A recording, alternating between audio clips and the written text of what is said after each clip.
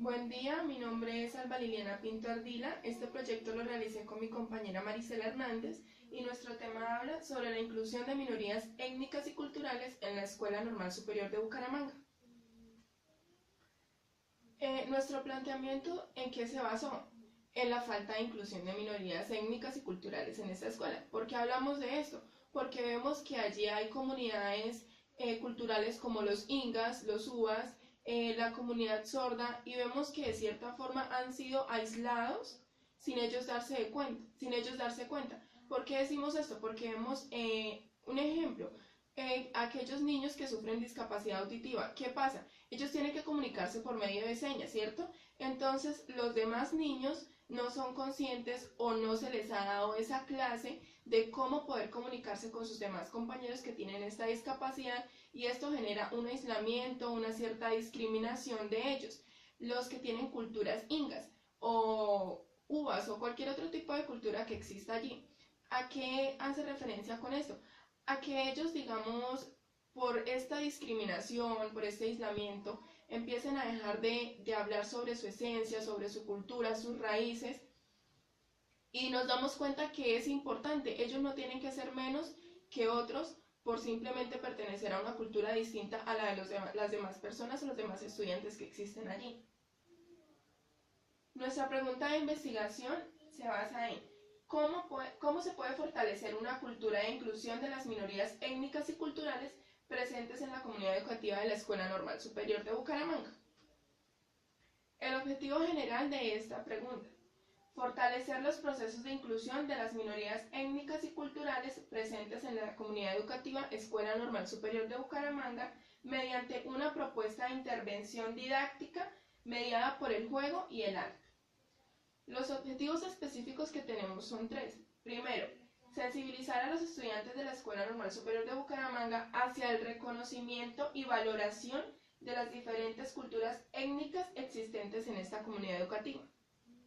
Segundo, diseñar propuestas de intervención psicológicas y educativas que contribuyan a fortalecer los procesos de inclusión de las minorías étnicas y culturales. Tercero, evaluar propuestas y actividades en donde se pueda contribuir a los procesos de inclusión. También tenemos nuestro marco referencial, que se basa en tres puntos. Uno, marco conceptual. Segundo, marco teórico. Y tercero, marco legal.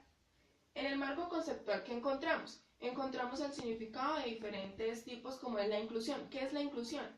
La inclusión habla sobre cualquier tipo de actividad que simplemente se base en querer integrar a todo mundo en un solo núcleo.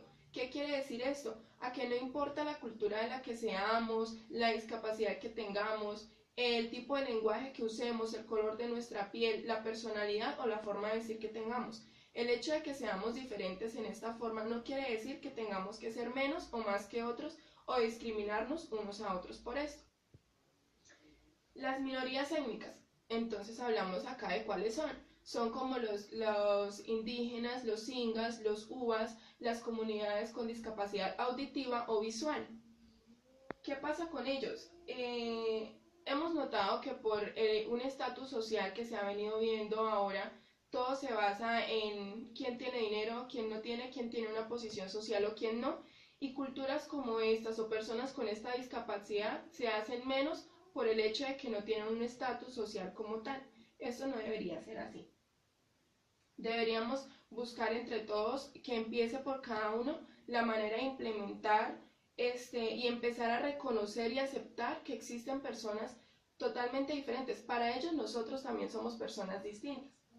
¿Cuáles son las comunidades diversas? Es parecido a lo que hablamos de la inclusión. Las comunidades diversas son todo aquel tipo de personas que tengan diferentes personalidades, diferentes creencias, religiones, culturas, que simplemente buscan reunirse entre todos, hablar, charlar y buscar la manera de sensibilizarnos entre todos para poder aceptarnos y tener un mejor mundo donde no exista una discriminación. A continuación encontramos el marco teórico y el marco legal, que lo va a exponer mi compañera Marisela Hernández. En esta investigación nos basamos o nos regimos por varios autores. Entre ellos tenemos a Paulo Freire, septiembre 19 de 1921, mayo 2 de 1997. que nos dice en su frase célebre: la cultura no es un atributo exclusivo de la burguesía.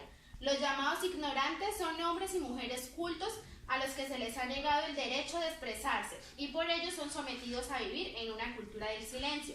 ¿Qué nos quiere decir Paulo Freire en esta frase? Que no siempre las personas que son de burguesía alta tienen marcada su cultura, sino que al contrario, las personas que mantienen un estrato más bajo son las personas que tienen su cultura más definida y más clara.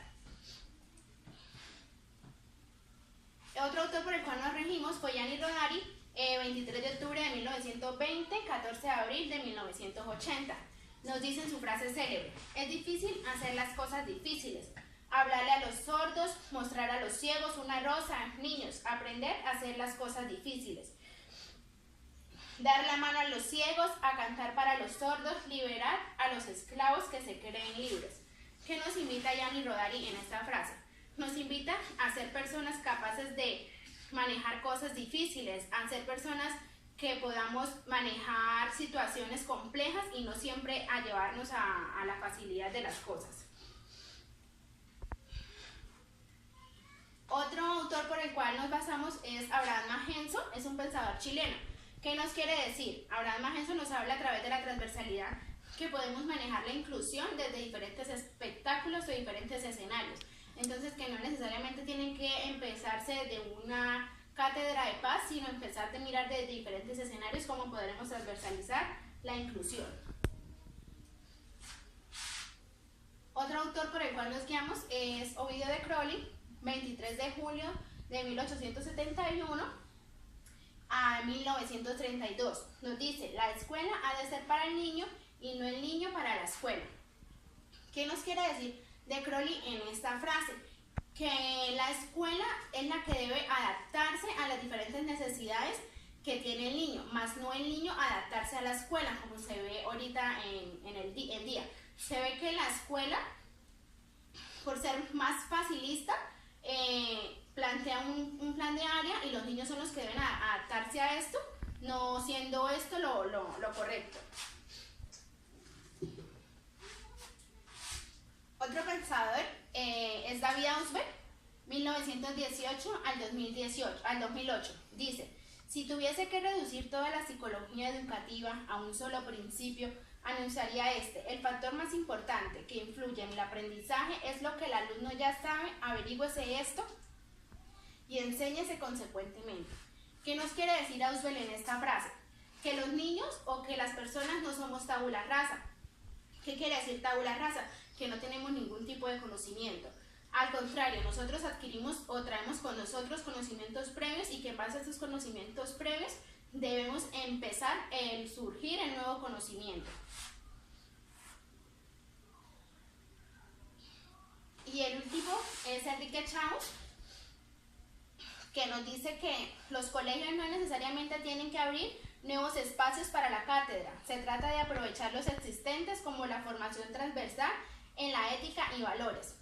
¿Qué pasa? Que el gobierno últimamente está creando espacios o creando asignaturas nuevas como Cátedra de la Paz para poderse ver incluida o poderse ver pues como integrada la cátedra, la inclusión de minorías étnicas y culturales.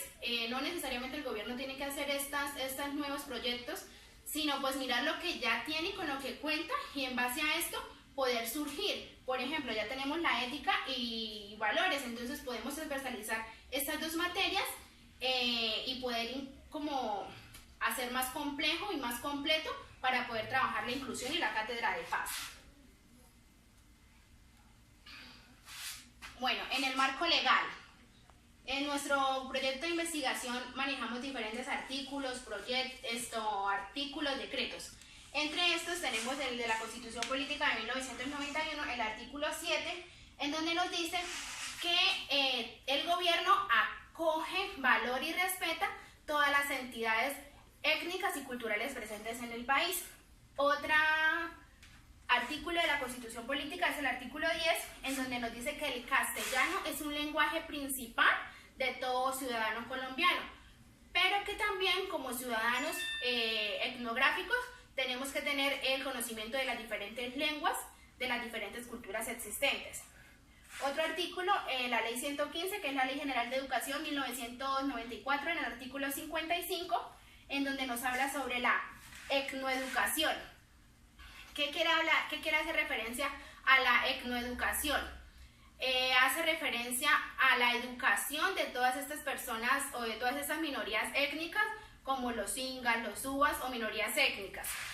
¿Qué nos habla en el decreto 804? Que la educación de estas minorías étnicas debe ser acogida por el gobierno, o sea, la educación debe ser pública, no puede ser privatizada. El decreto 1122 de junio de 18 de 1998 nos habla sobre el estudio a la cátedra de los afrocolombianos, entonces que los afrocolombianos también tienen el derecho igualitario para empezar a estudiar de manera pública.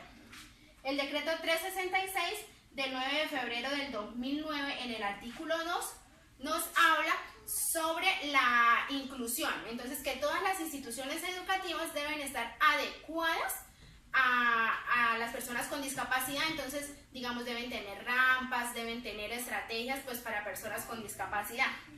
Y por último, el decreto 1421 del 29 de agosto del 2017 nos habla que la educación inclusiva debe estar primordialmente en todas las instituciones académicas. Entonces, estos fueron pues algunos de los artículos y decretos por los que nos regimos en nuestro proyecto. Muchas gracias.